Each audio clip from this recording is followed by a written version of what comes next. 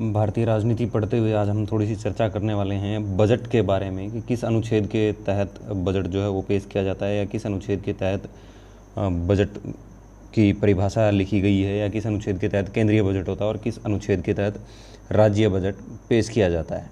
Budget को पेश करने की शक्ति किसके पास होती है, केंद्रीय शक्ति किसके पास होती है, और स्टेट की जो पावर है वो किसके पास में होती है, ये हम देखते हैं आज बजट में।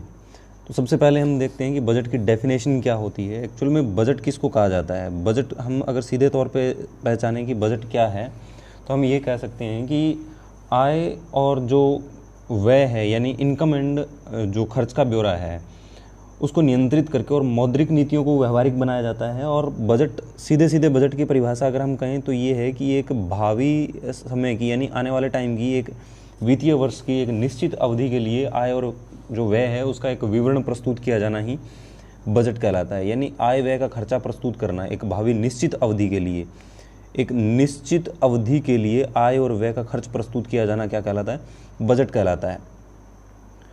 बजट जो है वो आर्टिकल 112 के तहत, आर्टिकल 112 के अंदर, हालांकि अगर हम भारतीय संविधान की बात करें तो भारतीय संविधान में कहीं भी हमें बजट शब्द नहीं मिलता है। भारतीय संविधान में हमें कहीं भी बजट शब्द नहीं मिलेगा। क्यों नहीं मिलेगा? क्योंकि आर्टिकल 112 के अंदर क्या लिखा गया है, आर्टिकल 112 में ये लिखा गया है कि राष्ट्रपति जो है, प्रेसिडेंट जो है, वो प्रत्येक वित्तीय वर्ष के संबंध में संसद के दोनों सदनों के समक्ष एक वार्षिक वित्तीय विवरण रखवाएगा। वार्षिक वित्तीय विवरण का मतलब है एनुअल फाइनेंशियल स्टेटमेंट। तो यानी यहाँ पर बजट नहीं कहा गया है, उसको जो वित्तीय विवरण कहा गया है, एनुअल फाइनेंशियल स्टेटमेंट बोला गया है। तो यहाँ आर्टिकल 112 के अंदर जो स्पष्ट रूप से लिखा गया है उसको बजट न बोल करके एक वार्षिक वित्तीय विवरण कहा गया है, एनुअल फाइनेंशियल स्टेटमेंट कहा गया है।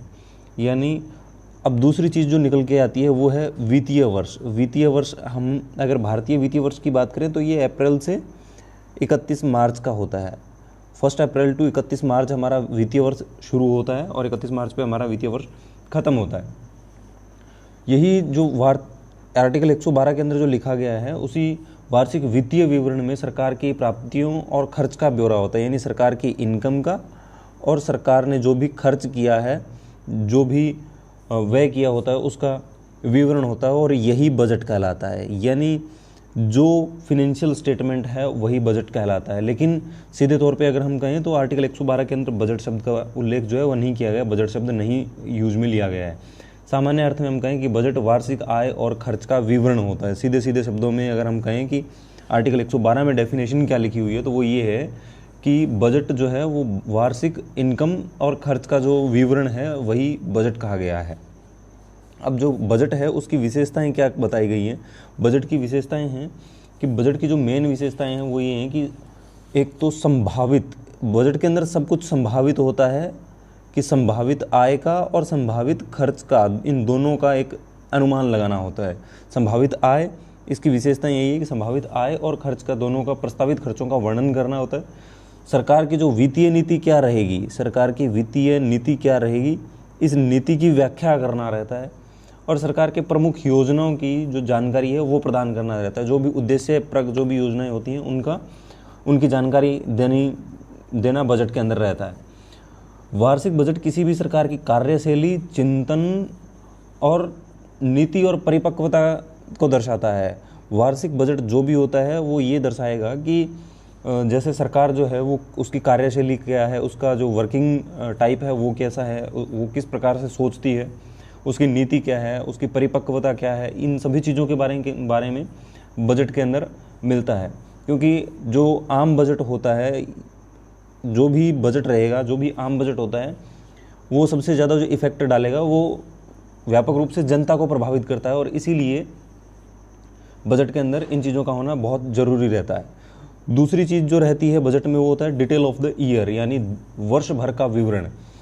बजट की जो सबसे मुख्य विशेषता रहती है वो ये है कि इसके अंदर केवल एक वर्ष का लेखा जोखा रहता है, केवल एक वर्ष का लेखा जोखा रहेगा। और उसमें ये भी दिखाया गया होता है, उल्लेख किया गया होता है उसके अंदर कि वर्ष के भीतर सरकार को किन किन सोर्स से आय प्राप्त करनी होती है और किन किन सोर्स पर उसको खर्च करना होता है। यानी एक पूरे ईयर के अंदर इनकम कहाँ से आएगी और आउट किन किन पर करना है, यानी खर्च कहाँ कहाँ करना है और इनकम कहाँ कहाँ से आएगी, इन सभी चीज़ों को भी डिटेल ऑफ द ईयर के अंदर दर्शाना रहता है। यानी एक वर्ष का जो भी विवरण रहता है उसको उसके अंदर सरकार को ये भी दर्शाना होता है कि किन मद के अंदर खर्च किया जाना है और किन मदों में आय आनी है। अगली जो विशेषता है वो ये है कि ये होता है केस बेसिस, यानी नकदी का आधार, जिसको हिंदी में कहें नकदी का आधार। बजट का मुख्य आधार जो है वो नगद लेन देन होता है, यानी सरकार बजट में जिन भी चीज़ों को प्रस्तुत करती है, जिन मदों को प्रस्तुत करती है, उन सब में नकदी का अनुमान लगाया जाता है। अर्थात सरकार बजट बनाते टाइम क्या करेगी, वो एक अनुमान लगाएगी, बजट बनाते समय एक अनुमान लगाएगी कि उसे जो भी आय प्राप्त हो रही है और जो व्यय करना है वो नकदी में करना है। यानी एक टोटल अनुमानित आय और टोटल अनुमानित व्यय जो है वो इसके अंदर रहता है।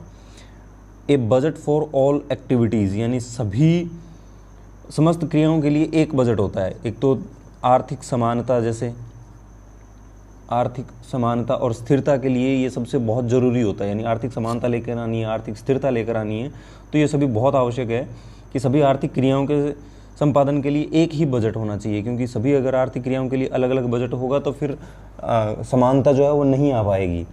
और बजट जो है वो मुख्य बजट के उप विभाग होते हैं और उप विभागों के अपने अलग अलग बजट होते हैं, यानी एक होता है मेन बजट और उसके आगे सब बजट होते हैं, उप विभाग बने हुए होते हैं। अगला है रिटर्न ऑफ सेविंग, यानी हमारे संविधान के अंदर ये लिखा गया है कि, और बजट के अंदर भी इन बातों का प्रावधान होता है, स्पष्ट प्रावधान होता है कि यदि कोई भी विभाग जो है वो निर्धारित की गई या अलॉट की गई राशि जो भी है, जो भी धनराशि है, उसको निश्चित अवधि के भीतर अगर खर्च नहीं कर पाया है, कोई भी विभाग हो सकता है वो, चाहे वो शिक्षा विभाग है या अन्य कोई विभाग है, उसको एक निश्चित अवधि के लिए एक धनराशि दी जाती है कि आपको ये धनराशि जो है वो इतने समय के अंदर खर्च करनी है, और वो निश्चित समय में अगर वो धनराशि खर्च नहीं कर पाता है तो उसको वापस लौटाना रहता है। यानी रिटर्न ऑफ सेविंग, यानी बचत जो भी हुई है, जो भी धनराशि बच गई है उसको वापस लौटाना रहता है। और यदि कोई रिटर्न सेविंग जो है, कोई भी डिपार्टमेंट है, अगर रिटर्न सेविंग नहीं करता है तो उसके लिए भी पनिशमेंट का प्रावधान है, वो भी बजट और कानून दोनों में किया गया है, संविधान में किया गया है। टर्निंग प्रोजेक्शन इनटू रियलिटी, यानी अगला जो बजट का मेन मुख्य जो मकसद होता है वो ये होता है कि जो भी अनुमान होते हैं, यानी जो प्रोजेक्शंस होते हैं, उनको रियलिटी में तब्दील करना है, यानी अनुमानों को वास्तविकता में बदलने का जो एक बजट का प्रावधान है वो रहता है।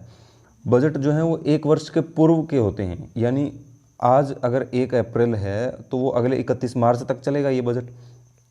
तो इसके अंदर क्या होता है कि एक वर्ष का पूरा पूर्वानुमान होता है, लेकिन ये तय है कि इसके अंदर जो व्यय है वो निश्चित होता है, यानी व्यय जो है वो निश्चित होते हैं।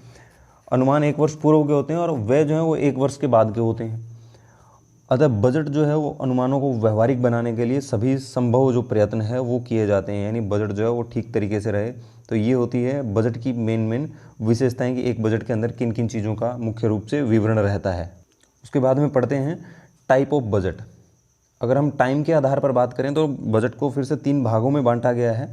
एक तो है लॉन्ग टाइम बजट, दूसरा है शॉर्ट टाइम बजट और तीसरा है करंट बजट। यहाँ लॉन्ग टाइम बजट का मतलब है कि लंबी अवधि के लिए, यानी जैसे 5 वर्ष की सरकार है तो 5 वर्ष की अवधि के लिए अगर कोई बजट जो है वो पारित किया जा रहा है, तैयार किया जा रहा है, उसको बोलते हैं हम लॉन्ग टाइम बजट, यानी दीर्घकालीन बजट। जैसे केंद्र और राज्य सरकार जो है वो मिलकर के अगर हम बात करें पंचवर्षीय योजनाओं की, अगर कोई भी पंचवर्षीय योजनाएं जो हैं वो अगर लागू की जा रही है, पंचवर्षीय योजनाएं, तो ये आती है किसमें, पंचवर्षीय योजनाएं आती हैं लॉन्ग टाइम बजट के अंदर। एक आता है short time budget. Short time budget यानी ये होता है 1 वर्ष के लिए। शॉर्ट टाइम बजट होता है 1 वर्ष के लिए, जो कि हर साल पेश किया जाता है। 1 वर्ष के लिए हो सकता है या 2 वर्ष के लिए हो सकता है, ये पेश किया जाता है, हर साल आता है।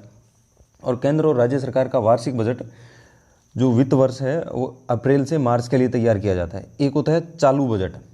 चालू बजट के अनुसार क्या होता है कि तात्कालिक रूप से इसको समायोजित किया जाता है, यानी तुरंत प्रभाव से इसको बनाया जाता है और तुरंत प्रभाव से इसको इम्प्लीमेंट किया जाता है, लागू किया जाता है। जैसे कहीं भी किसी भी राज्य में अगर बाढ़ आ गई है या कोई अकाल है तो उसके तहत क्या होता है कि एक तुरंत प्रभाव से एक नया बजट पारित किया जाता है राहत कार्यों के लिए, उसको बोला जाता है करंट बजट। अगला जो टाइप है वो है इलास्टिसिटी बेसिस, यानी लोचशीलता के आधार पर जिसको हम कहते हैं, वो होता है, एक होता है फिक्स बजट, एक होता है फुल वेरिएबल और एक होता है शॉर्ट वेरिएबल बजट। यानी फिक्स बजट का मतलब होता है स्थिर बजट, एक ऐसा बजट जो पूरी तरह से स्थिर है, क्रियाशीलता की जो निश्चित माप के अनुसार उसको तैयार किया गया है, और इसके अंदर किसी भी प्रकार का जो परिवर्तन है, बदलाव है, वो संभव नहीं है, उसको बोला जाता है फिक्स्ड बजट। एक होता है फुल वेरिएबल यानी पूर्ण परिवर्तनशील। ये दोनों जो हैं ये लोचशीलता के बजट आते हैं, लोचशील बजट बोला जाता है इनको, यानी इलास्टिसिटी बजट कहते हैं इनको। तो फुल वेरिएबल जो बजट है इसके अंदर पूर्ण परिवर्तनशील होता है ये बजट, यानी परिस्थिति के अनुरूप इसको जब चाहे जैसा चाहे इसको बदलाव कर सकते हैं, परिवर्तन कर सकते हैं। और एक होता है अर्ध परिवर्तनशील यानी short variable budget. Short variable में क्या होता है कि सभी वित्तीय सम्मकों में अनुपातिक परिवर्तन नहीं होता है। फुल वेरिएबल में हम पूर्णतया परिवर्तन कर सकते हैं और शॉर्ट वेरिएबल में हम थोड़ा बहुत परिवर्तन कर सकते हैं, पूर्णतया परिवर्तन नहीं कर सकते हैं। तो ये था आज का हमारा बजट। आगे के वीडियो में जल्द ही मिलेंगे एक अलग वीडियो के साथ। Thank you.